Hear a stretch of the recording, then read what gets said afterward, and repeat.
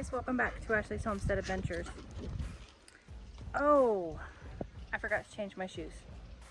I'll be right back. Okay, so I had to put my rubber boots on. I have a long pair and a short pair of these, and I always make sure that I don't wear my town shoes out to the barn, because once you wear them out to the barn, then they're barn shoes. They're not town shoes anymore. You know what I'm saying? So I've got some things that have happened in the past, week or so that I just haven't been able to show you guys. So I'm gonna go ahead and flip you around and show you some things, and then I'm actually headed out to the barn to finish my morning chores a little bit late, because I had doggy mobile nail trims today, and so I didn't get all of my morning chores done before I went to town. And then we have a ton of stuff that we need to get done. We're not going to get it all done in this video, but I've got a re-put fence up, because long story short, the permanent fencing didn't get done while Mr. Wonderful was here. It got started, but we didn't get locates. We're still waiting on locates. So I'm going to re-put up the electric fence so the animals can go back outside. I have some garden beds to build. I have a horse trailer and a Suburban to unload. Yeah, there's so much to do. So anywho, I'm gonna flip you around and show you some things in the garden real quick, and then we'll head out to the barn. So first thing is we're starting to get some cold nights. So the Aunt Molly's ground cherries are starting to kind of get floppy, and that's okay. I did get, you'll see a whole bunch of tags on the other side, as well as some tags over here on this side, and these are all, they're for radishes. So those are all radishes planted. We've got a ton of peppers happening. Got some eggplants happening, a ton of ground cherries. I mean, I have got so many ground cherries, it's redonkulous. They're so good though. Got some bell peppers happening here. These are the pretty and sweet, and I've been waiting for them to change color, because I think that they're going to change color. They're going to be, reds and different colors, so I've been kind of waiting for these to change color. I have seeded a whole bunch. Oh, happy birthday! That is Bib lettuce. So I have mostly seeded all of the lettuce for eating, microgreens, eating small baby lettuce. So I've sown a whole bunch of lettuce there. There's more Pablo lettuce coming up. So these aren't as spaced as far apart as maybe they should be, but I know that we don't have enough time before our first frost, or before the hard freeze kills them, to actually get like heads of lettuce. So we're just gonna harvest these as baby greens, so they are planted close together. And you can do that if you guys have a seed packet of lettuce and it says that you need to plant it 6, 8, 10, 12 inches apart for heading lettuce. You can plant them closer together and just cut them as baby greens. Most of us enjoy baby greens out of the grocery store anyway. When you buy those, boxes or bags of lettuce mixes, those are baby greens. It's so you can either grow your iceberg lettuce all the way to a big head, or you can eat it young as a baby green. They're young and tender and sweet and wonderful. So anywho, this whole side is lettuce or lettuce of sorts. We have some more coming up there.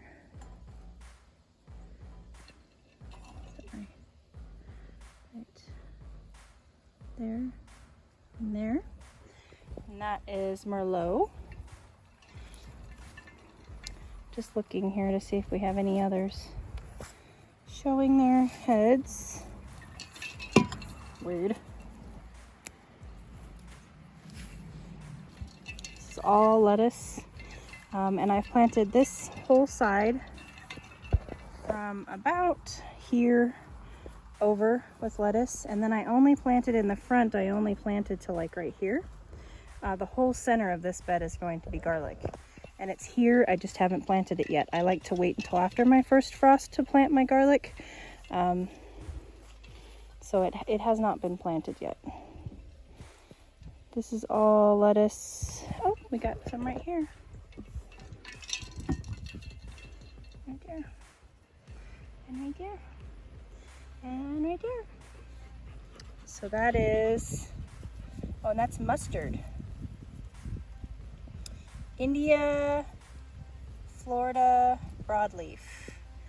And this is mustard. This is the Chinese giant red. We grew this here in the spring, so I do know that it grows well. Let's see. I still have all of this to plant.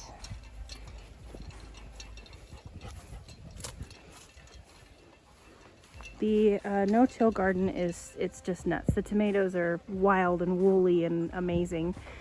Look, I have mustard greens growing in my yard. This is where, that is what that red mustard, that's what it looks like when it grows up. It was planted right here in this raised bed this spring, and that is what self-seeded. So already volunteers. Yeah, the tomatoes are just, I can't even begin to prune them anymore. They're a tangled mess, but they're still just so prolific. Look at all these. There's so many of them. The fills too, there's just loads and loads of them. Looks like I've got a big one down there to harvest. I've got several big ones right here I need to harvest. I mean, look at that. It's just glorious. Brad's Atomic Grape. And this is just, it is a crazy jungle. Yeah, I need to get in here and harvest. The okra, I've kind of like stopped harvesting okra because it's taller than my house at this point. So, and we're just kind of okra'd out. But I do need to go through and make a big harvest and get some more refrigerator pickles, pickled okra in the fridge. It was just kind of crazy. I mean, Mr. Wonderful, and I need to do a garden tour for you guys and go through and give you all the names and everything, but I just kind of wanted to catch you up to speed. Mr. Wonderful blew in and blew out, and it was amazing and awesome, and I so enjoyed my time with him. It filled my cup back up, and so now I'm just kind of trying to get back in the groove of things, so and catch up and get used to having an extra 2 horses, and so that's kind of the phase that I'm in. I know I need to do a garden tour for you guys, and I will. I want to do an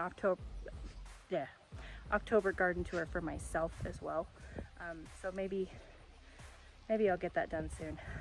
But we have jalapenos growing here, carrots, basil, 1 lone banana pepper. The beans are pretty much done. I've just kind of left them to dry on the plant because they started getting kind of bitter. There's a lone sunflower that decided to pop up. And kohlrabi has not shown up yet. We've got loads of, these are Anaheims and brown cherries galore. These things are just, they're amazing. Love them. So that's pretty much out here. You know, the eggplant is still kind of doing its thing.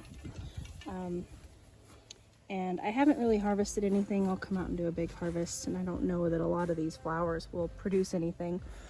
And our sunflowers are growing. I don't know if they'll get a chance or not. We do have a freeze in our 10-day forecast. We'll see if it actually does freeze.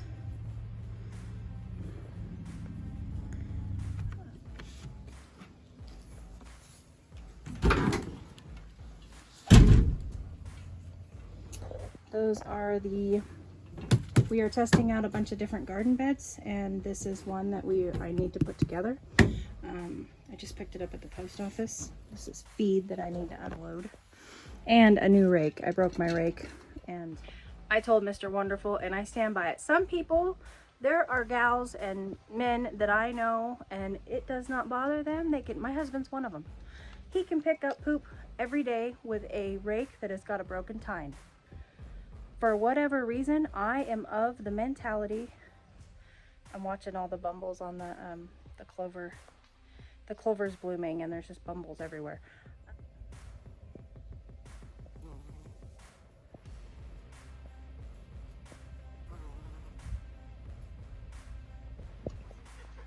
I am of the mentality, and maybe I'm just spoiled, but I pick up enough poop on a daily basis that I feel like I deserve to have a fully fledged, well-built rake that is not broken and missing tines. I feel like if I'm gonna have a rake, I want a rake that's going to do an accurate job. So I went out today while I was out and about, and I got me a new rake because I broke a tine on my other one, and I almost bought two, but I decided that I would just buy the one. And so yeah, that's my thoughts on rakes, you guys. I feel like those of us that pick up poop every day deserve to have good rakes. I also need to get the boat recovered, but before I do that, I wanted to give the windows a good washing. So that is also in the future.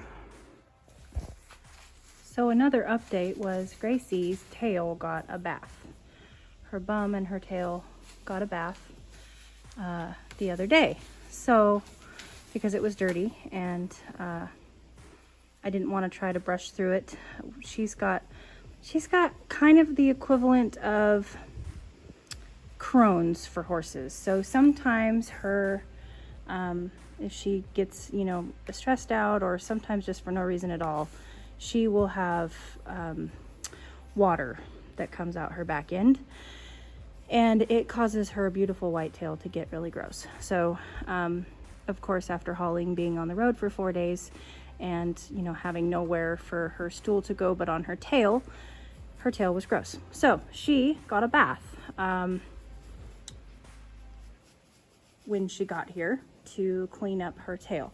Miss Maggie doesn't need a bath, but she does need for her tail to be brushed out. Her tail is a wee bit of a mess, so I'm taking care of that right now.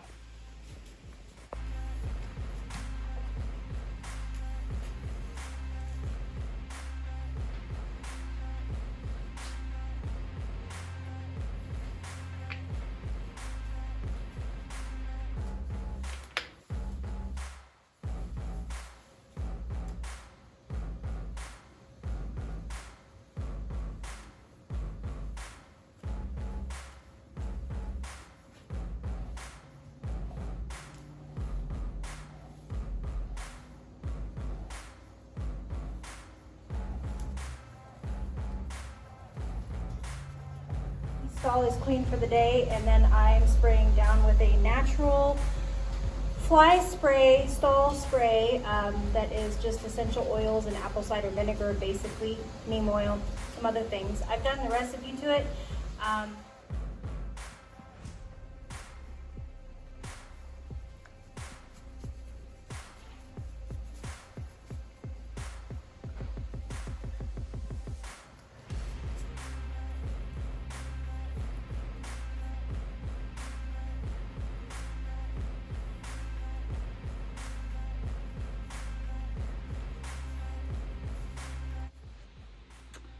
So for those of you who are new here, first of all, welcome.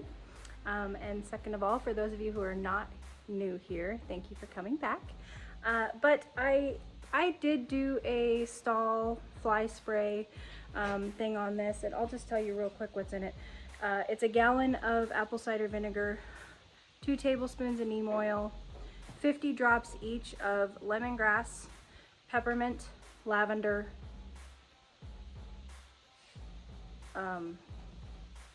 rosemary essential oils, and that's 50 drops each. and then I just fill it up with water. And it changes. Sometimes I put dish soap in it.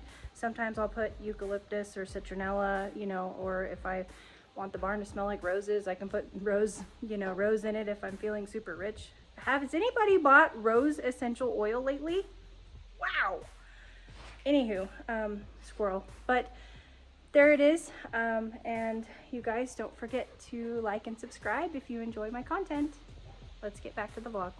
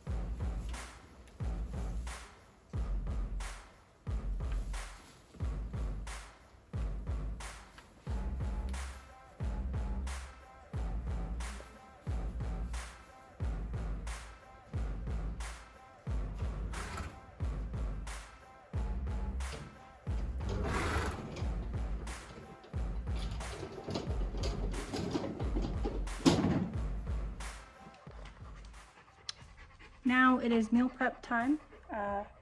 I prep meals for the barn animals once a day, and I usually do it in the middle of the day when I'm all done cleaning stalls and all of that.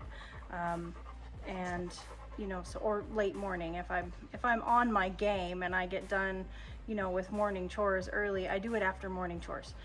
So then that way my evening feed is just ready to go out, and then tomorrow morning's feed also just ready to go out. I can come out here, it's already made up. They're hungry, they're screaming, they're, you know, throwing tantrums like spoiled babies do, and so I can just grab buckets and go. So it has changed a little bit, and we have added a couple of grain barrels to the feed room, so I'll take you through it real quick. Gonna make it super fast. We added a grain barrel of Lolo, which that is low carb, low sugar for Gracie and Maggie. And we have also added a barrel of orchard or Timothy grass, preferably orchard. But if I can't get orchard, Timothy's okay too, and that is what they get for grain because they have to stay low carb, low sugar. For those of you that missed it, Gracie and Maggie are low carb, low sugar. Gracie especially diabetic and Cushing's, and so we keep them on low carb, low sugar feeds, so nothing with molasses, no grains, you know, very, very low sugar, low carb. So they get grass pellets, and then they also get a low sugar, low carb specialty food, which right now is Lolo, and then we are going to switch them over to Nutrina Safe Choice. So there's that. So we have added a couple of buckets to our regimen. So now we have sheep, velvet, Maggie, Gracie, and this is evening feed. We have sugar-free, low carb treats here. Gracie gets the Platinum Performance. She gets that supplement once a day, and that's all dinners. And then over here is all breakfasts, and breakfast has not changed. We just have sheep, velvet, Billie Jean, and 2 chickens. So I'm gonna get this going.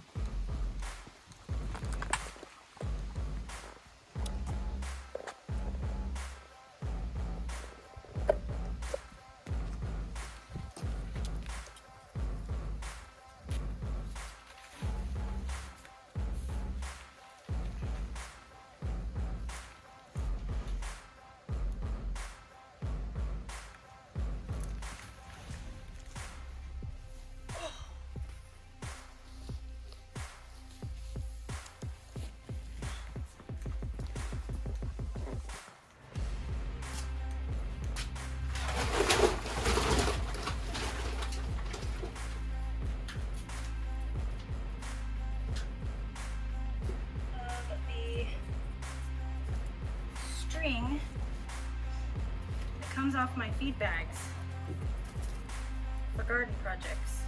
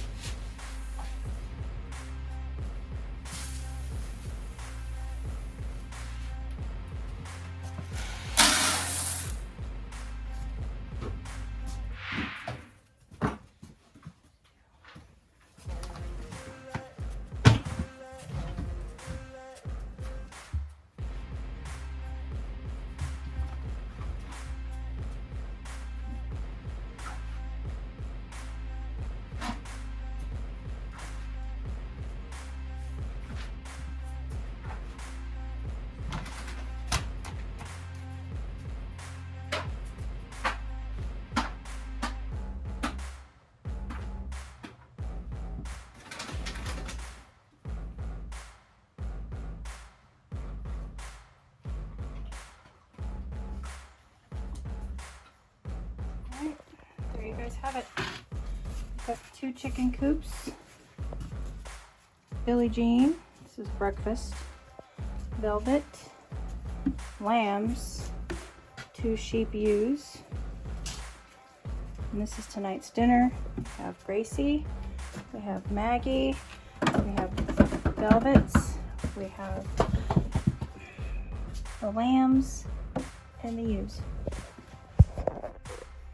And for those of you who are wondering what is going on in this crazy feed room of mine,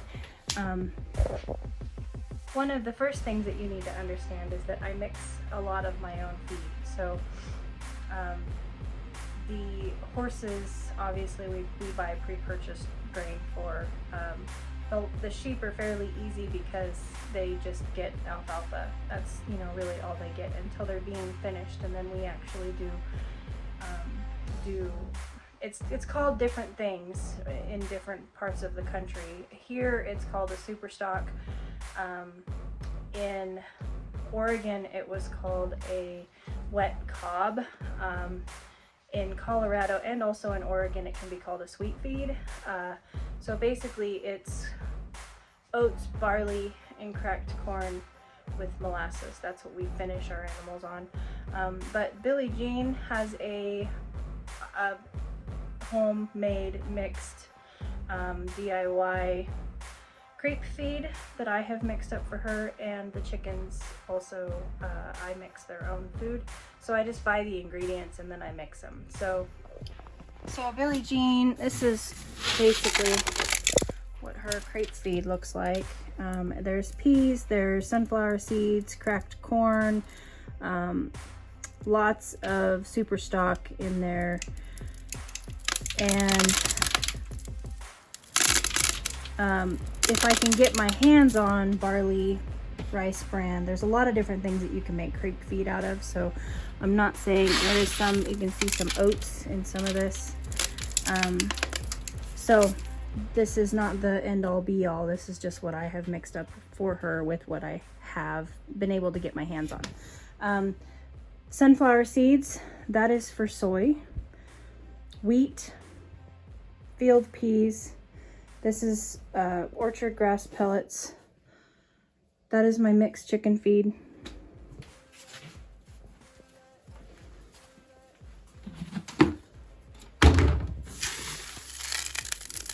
Which that is what that looks like. Cracked corn, oats, barley, sunflower seeds, filled peas, a little bit of flax. Our chicken feed is there. Equine Senior. Millet when I can get my hands on it. And if you see a tipped over lid, you know that I can't get my hands on it right now.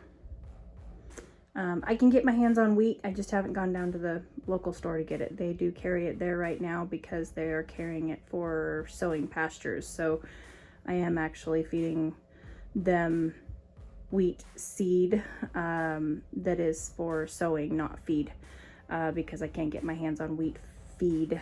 So anyway, it's basically the same thing. Millet, alfalfa pellets in this one, oats in the very corner, and then we have our super stock, which is changing over to our sweet feed or our wet cob. We're trying to get it as close to just oats, corn, and barley mixed with molasses, but here it's hard to find that without having a protein pellet in it. So we're just doing the best that we can. As you can see, we've got Mr. Wonderful brought 3 bags from Oregon for me for the lambs, because we're going to start finishing them the end of this month. And then you can see 2 bags sitting over there, and that is some that I am experimenting with that I have purchased. So, and then of course the Lolo. And in our buckets down here, there is oyster shells. This is Gracie's Platinum Performance. This is actually diatomaceous earth. That is white salt. This is kelp. That is our horse vitamins and minerals that we feed them daily. Sheep minerals. Garlic, salt, minerals. These are my 2 vet boxes. They, well, no, that's a vet box. That is my shears for my sheep. And that is calf minerals. And then of course up here we have all kinds of stuff, you know, shampoos and essential oils, and Gracie's pills right here. She gets 1 of these a day. So there you go, you guys. There is a morning in the barn with me. Well, it was actually an early afternoon doing morning chores because I hadn't finished them. So I appreciate you coming along and helping me do my chores. I am going to get the windows clean on this boat and go through and just give it a once over dusting and cleaning, and then put the cover on it. And then if I have time, I'm going to get to building some pastures. But you guys are out of juice, so I need to plug you in, which means we're going to have to say goodbye. I appreciate you hanging out with me today. I hope your day was awesome, and I'll catch you on the next one. Yours truly.